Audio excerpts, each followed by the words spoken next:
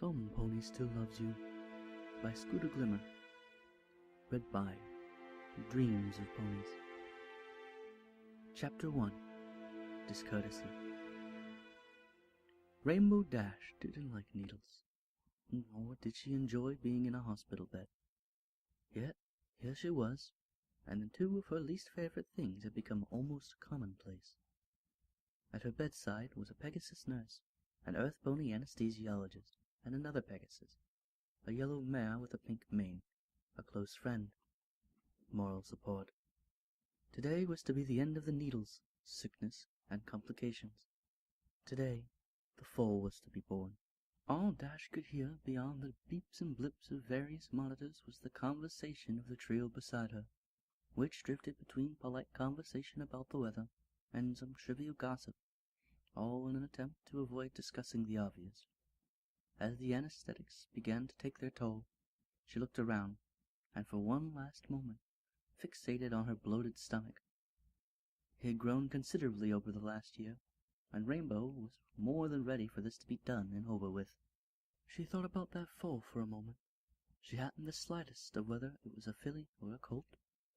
This was intentional, of course. Part of the whole adoption thing was to have as little maternal attachment as possible. In other words, it would make giving it up easier. While the uncertainty of it all was killing her, it was what she wanted, after all. She had wanted to be a wonderbolt. That's what the years of blood, sweat, and tears at the best flight school in Cloudsdale were supposed to ensure. She wasn't about to let the consequences of her sleeping around interfere. Without warning, she was slammed with a sudden wave of nausea and pain. The tempo of the mechanical beeps increased. The mute conversation became inaudible coordination and barked commands. Dash's breaths became closer and closer together. She saw Fluttershy through her bleary eyes, a soft smile on her face. And, just like that, everything around her began to fade away. Everything would be all right. Rainbow's eyes shot open. The vision faded, retreating into the abyss with a whimper. Even in her warm sleeping bag in the company of her friends, for a brief moment, she felt cold and alone. Rainbow Dash thought of chasing after her dream, as if catching it would finally reveal what happened next. The only thing she remembered was it all fading to black. Despite it being well after midnight, she had hit the sack not too long ago. The slumber party which Twilight had arranged had gone well into the night, with stories, gossip, and snacks courtesy of Spike. Every pony was tuckered out, and Dash secretly hoped she was the only one awake. Rainbow Dash?" As timid as the voice was, Rainbow jumped anyway. "Are you okay?" Yeah," Rainbow answered. I'm fine. It's just that nightmare again about, you know. "Oh," Fluttershy answered. Rainbow stared up at the ceiling. Silence ruled for a short while. Finally, Rainbow spoke again, in a whisper. How long has it been? "Since then?" Mm-hmm. Fluttershy knew the answer without thinking. 10 years, she said. "This week, in fact," she added. Rainbow's face played host to confusion, surprise, worry, and finally, curiosity. Do you ever wonder what happened? Rainbow's gaze fell on her hoof that was nervously swirling on her blanket. Do you think they're okay? Fluttershy turned to look at her, and suddenly she was back in the hospital, back in the maternity ward, back in the painfully white room that smelled of blood and sweat. Rainbow, still barely a mare, lay on her back, unconscious, ivies dangling from her forehooves. Fluttershy wanted to wake her, have her be here for this, but the nurse stepped in front of her and handed her a squirming bundle. Fluttershy took it, then peeled back the blankets to see. She squeezed her eyes shut and swallowed, hard. She bit her lip until she tasted copper, and slowly the vision faded. Slowly she came back to the Friendship Palace, and slowly she realized Rainbow was still waiting for an answer. Fluttershy swallowed. She could never tell, when Rainbow got into one of these moods, if this time she really wanted an answer, or if she was just thinking out loud again. In either case, Fluttershy said the same thing she always said. I'm sure, she said carefully, whoever they are, that they have a lot of friends. Probably doing all right in school, too. She turned to face Rainbow, and she saw her looking back at her, eyes wide and hopeful. Fluttershy smiled a little, then took Rainbow's hoof in hers. If they're anything like you, she added, they're going to do amazing things. I just know it. Dash smiled and let out a long, contented sigh. Yeah, I bet you're right, she said. Thanks, Shy. The two were alerted by Twilight, who rustled her sleeping bag and she stirred awake, grunting slightly as she awoke. One last look at one another, and Rainbow Dash slowly tucked back into her sleeping bag. The night was still young, and she had a busy day ahead of her.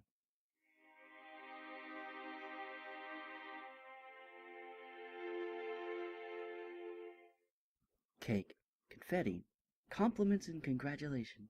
It seemed to the three fillies, the Cutie Mark Crusaders, the day they had been conspiring and crusading for had finally arrived. No longer were they blank flanks, they had their cutie marks. While the fact the three fillies had got theirs at the same time, for the same reason, was certainly remarkable, the research and ramifications could wait. It was time to party. And party they did. Pinkie Pie, the party-planning extraordinaire, had somehow outdone herself once again. The buffet was stocked with food and fancies of all kinds from every end of Equestria. The music was curated by the beloved Vinyl Scratch, and every pony they could possibly know was there. So, do you like it? Pinkie Pie asked the Crusaders as they sat in the middle of it all. Are you kidding me? Applebloom's mouth was agape. This is amazing. Yeah, this is incredible, Pinkie Pie, Sweetie Belle added, a sparkle in her eye. I can't believe it, girls, Scootaloo beamed. We finally got our cutie marks. Sweetie Belle nodded in agreement, looking at her flank dreamily. Just look at all the apples here, girls. I haven't seen most of them since our last reunion. Applebloom let out a sudden gasp. Babs? Applebloom? Bloom's cousin came galloping towards the trio. Whoa! You did get your cutie mark? It's amazing. Not just me, neither. Girls? On cue, the three Crusaders turned to show their flanks. Whoa! Babs was awestruck. I don't think I heard of ponies getting the same cutie marks at the same time. Twilight says it's an anatomy, Applebloom stated. I think she meant anomaly, Sweetie Belle corrected. There's a difference? Applebloom retorted. I think so. Right, Scootaloo? Sweetie Belle turned around. Scootaloo! Lo, it appeared the Pegasus had wandered off. Scootaloo stealthily snuck back into the kitchen of Sugar Cube Corner. Hiding behind a standing cabinet, her eyes went wide, and her mouth was agape, captivated by the grandeur and detail of it all. It was a massive tiered ice cream cake, each of the three tiers featuring a color scheme that matched each of the Crusaders. The base tier featured a magenta trim with an orange frosting, the middle tier, red trim with cream-colored frosting, and the topmost layer, lilac icing along the top rim with white frosting. Each tier had in the center frosting piped in the shape of their cutie marks. As Scootaloo's eyes traveled to the top of the colossal confection, she saw a chocolate topper, a Cutie Mark Crusader's shield, held aloft by a thicket of pocky sticks. To say that she was in absolute awe would be an understatement. To say that she nearly had a heart attack when a certain pink party pony popped into view would be fairly accurate. Pretty neat, huh? Pinkie Pie beamed. Gonna have to wait, though. I gotta finish the cupcakes and the special cookies. You're gonna love them. With that, the pink party was back through the swinging doors to the kitchen, leaving Scootaloo alone, who only now noticed she was drooling. Wiping her muzzle, she headed back out into the main room and went looking for her friends. It didn't take long to find them, or at least where they were. A large crowd had gathered on one end of the room. Pushing past a few ponies, she spotted wrapping paper all over the floor. Looking up, she saw a table adorned with presents. Pinkie watched Scootaloo over her shoulder as she trotted towards the presents, and so she almost ran into Fluttershy, waiting for her in the kitchen. Pinkie yelped and jumped back a little. Fluttershy's only reaction was to toss her head a little, getting a strand of mane out of her face. "Pinky," she said, "I think we have a bit of a problem." Problem? Pinky asked, cocking her head. Fluttershy nodded to the swinging door at the presence. "Notice anything?" Pinky shook her head slowly. No, she began. I mean, I got everything squared away hours ago for Apple Bloom and Sweetie Belle And then the penny dropped. Oh, horse apples, Pinky breathed. Back in the party room, Apple Bloom, holding an opened cardboard box in her lap, could barely speak. Is that a... No way! It was a Stetson hat, just like her sister's, a badge of her cutie mark drawn on the front. It was on her head instantly, her once cherished bow tossed aside.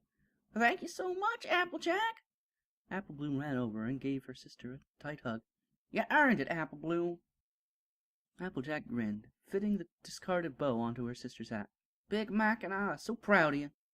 Meanwhile, Sweetie Belle was over the moon with what Rarity had brought her from Trottingham, a complete set of the Junior's Unicorn Guide to Intermediate Magic. It was hardly cheap, and very hard to find. Certainly, some strings had been pulled for that one. Rarity trotted over to her sister, who was practically shaking with excitement. "Ever since you were a foal, I knew you had a special gift for singing. I just knew that if you put your heart into it, and gave it your all, that your name would be in lights, underlined even. But," she added, the slightest squeal of excitement creeping into her voice, "to get there, you just needed lessons from a true professional." Sweetie Belle's jaw dropped as several surprised gasps and squeals erupted from the room. No sooner than that did none other than Countess Coloratura round into view. "Sweetie Belle," Countess smiled, "Rarity's told me a lot about you. You think you've got what it takes?" Sweetie Belle was speechless. Her only response was a delighted squeal. "I think she accepts your offer," Rarity smiled. Scootaloo kept watching. One by one, the wrapped boxes were opened, thanks and hugs were given, and the mess was cleared. Scootaloo realized that there was nothing for her. Certainly, this was the part where Rainbow Dash would swoop in and give her the coolest gift ever. Any minute now. Is that really everything, Rares? Applejack cast a concerned glance at the mare. It took a few moments to register. But no, it shouldn't be. Rarity trod around frantically, turning over loose wads and blankets of wrapping paper, praying to Celestia something was underneath. Applejack face-oved. Don't tell me we left that all with Rainbow. She was supposed to have brought her a gift, Rarity sighed. She says she would. Pinkie Pie appeared between them. Girls, we have a code red. I repeat, code red. Let me guess. Applejack frowned. Scootaloo, right? What are we gonna do? It isn't a cute seniora without presents. It isn't that she doesn't have any, Rarity winced. It's just she's getting them tomorrow. Rainbow Dash was supposed to have bought her VIP tickets to the upcoming Wonderbolt Centennial Spectacular. But Rainbow Dash is a no-show, Applejack finished. So, as far as little Scoots is concerned... Pinkie frowned. She's got nothing. Rarity looked in the direction of the Crusaders. This is good, girls. We should do something. The whole town is here, Rares, Applejack sighed. I reckon there won't be nowhere to get her anything. Pinkie suddenly grinned. Well, that doesn't mean that there isn't anything here. Just a sec. With a hair-raising speed, the party pony dashed from the end of the party room, through the kitchen, and up the stairs to the storage closet. Inside was a large box with an assortment of old foals' toys from decades past. Inside were dolls, toy trains, and stagecoaches, figurines depicting famous faces from the past. Sifting through the wood, plastic, and stuffed toys, she finally found something that just might work. With a wide smile, she triumphantly bounced back downstairs. Hey, Scootaloo! Sweetie Belle zipped over to her friend's side, horn glowing. Watch this! Scootaloo turned to watch. Hovering above Sweetie's head was a cupcake on a dessert platter. It soared up, around, finally diving down to hover in front of Scootaloo's muzzle. The Pegasus didn't hesitate to take a huge bite. She chewed, then smiled broadly at how proud Sweetie Belle was. Hey, Sweetie, Scoots, check this out! Apple Bloom led the girls over to a giant crate. A look inside revealed a series of beakers, cauldrons, and thick, weathered, exotic-looking books. Zakora gave me these cool beakers and potion recipes and stuff, she cried. Cool, Sweetie Belle exclaimed, skimming a few pages of the dusty tome. Apple Bloom turned to Scootaloo. So, what you get, Scoots? Scootaloo's eyes darted around as she stammered a bit. Scootaloo? Sweetie Belle frowned, the concern on her face growing more pronounced. I got... Scootaloo looked for anything she could shoehorn as a gift, desperately hoping this was the cue her big sister needed to make a grand entrance and save the day. Her friends knew her well enough to know something was up, and felt a little guilty for showing off. Sweetie Belle opened her mouth to speak, but suddenly Pinky burst through the swinging doors of the kitchen. They watched as Pinky said something to Applejack, Rarity, and Twilight, whose faces went from attentive to relieved in short order.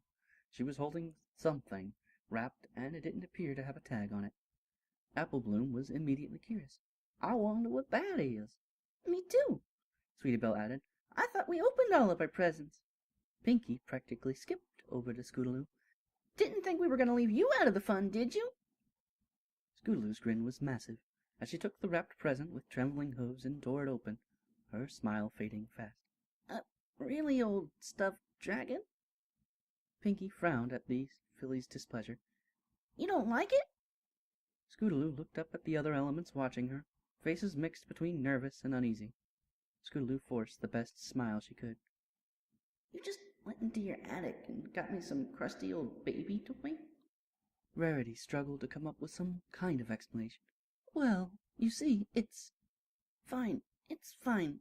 I love it. Scootaloo found it difficult to keep up the act. Her forced, toothy grin was starting to hurt. Thanks. For a moment, no one said much of anything, as Scootaloo kept her gaze to the pitiful present, nudging it with her hoof. Pinkie Pie bit her lip. She glanced around for something to break the tension, and then saw the cakes emerge from the kitchen, presumably looking for her. A smile flashed across her face. Speaking of surprises! Pinkie's smile widened as she hopped over to the empty table. Pinkie announced with a hoof, Time for some cake!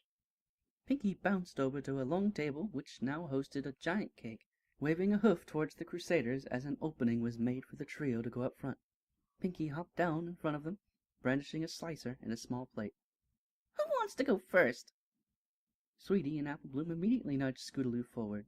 A brief glance back saw an encouraging wink from the unicorn and a nod from the earth pony. A smile on her face, Scootaloo gingerly cut a generous slice of the bottom tier, making sure to get a chunk of cutie mark on it.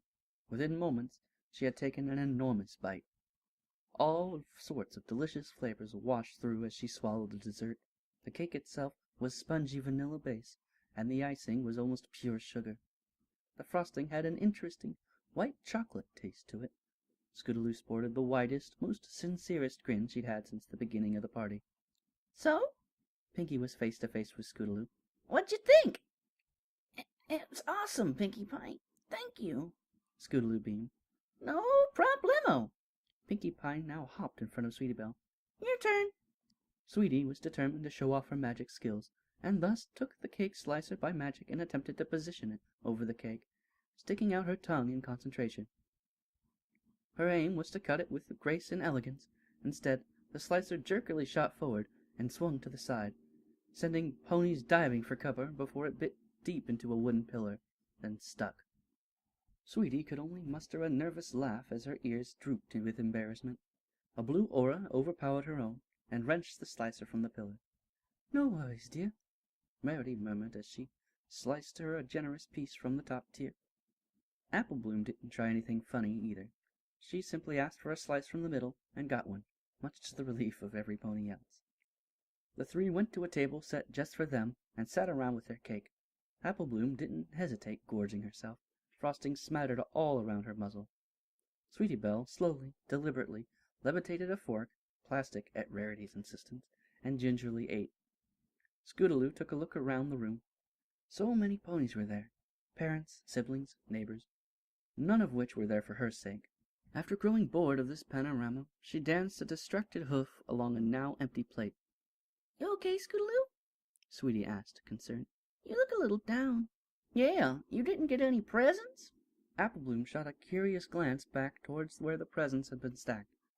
She didn't recall any with Scootaloo's name on it. It's okay, girls, really. I mean, I did get a present. Scootaloo waved a dismissive hoof. I'm sure Rainbow Dash has something awesome waiting for me, like flying lessons or a camping trip. Just the two of us. Apple Bloom and Sweetie Belle shared a confused glance, but Scootaloo seemed determined. Rainbow Dash was going to show up and set things right. No way she was going to miss her #1 fan's biggest day. Everything was going to be all right.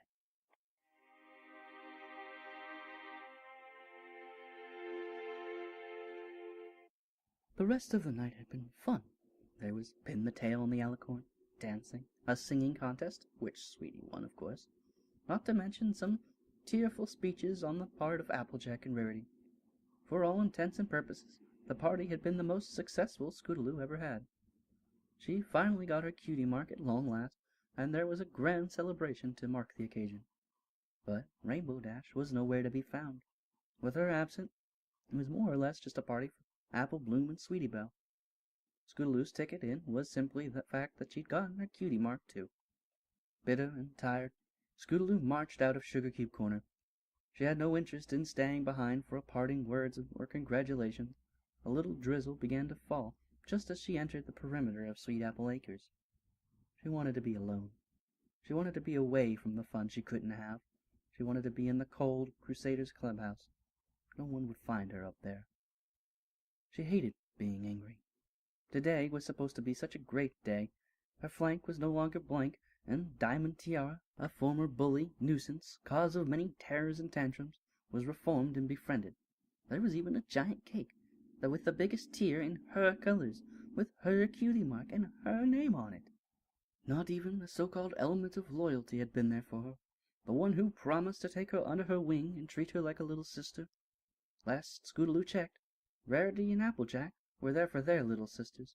They showered them in gifts, praise, and compliments. What had Scootaloo done that she didn't deserve the same? Scootaloo? Scootaloo stopped. Her head dropped as Sweetie Belle tiptoed up beside her. Feeling better, Scootaloo? I'm fine, Sweetie Belle.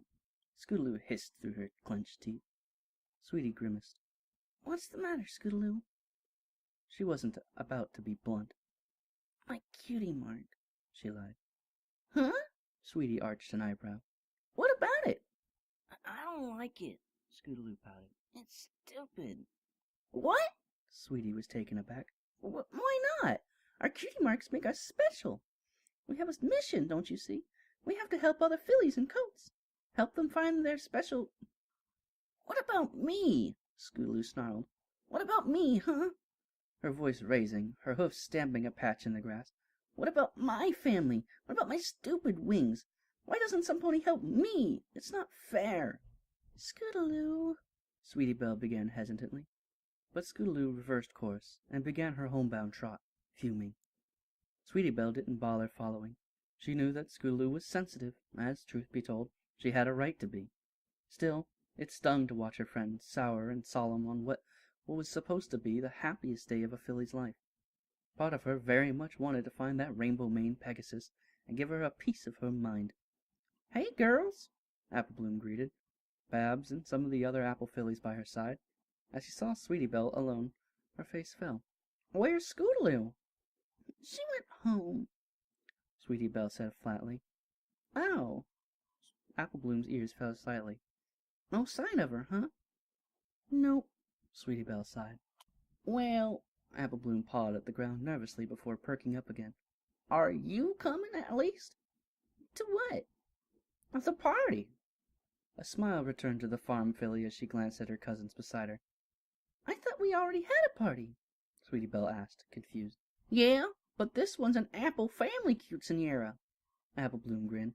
"There's cider, games, music, all sorts of cool stuff. Come on." With nothing better to do, Sweetie Belle followed Apple Bloom and the company back to the clubhouse and towards the orchard. No sooner had they rounded the thick grove of trees that separated the clubhouse from the farmland that they were almost knocked off their hooves by a massive wave of smells. Cider, pie, and other sweet things. The sound of blues, rock, laughter, and even some rowdy stallions playing a game of horseshoes echoed through the trees. The whole orchard was dressed with fairy lights, with tiki torches lining the entrance, exit, and buffet tables. It seemed that there were more ponies here than at the quinceañera. It wasn't just apples, either. It seemed most of Ponyville was going to be here soon enough. Whoa! Sweetie gawked at the sight. This is amazing! When did they do all this? Apple Bloom couldn't help her smug expression.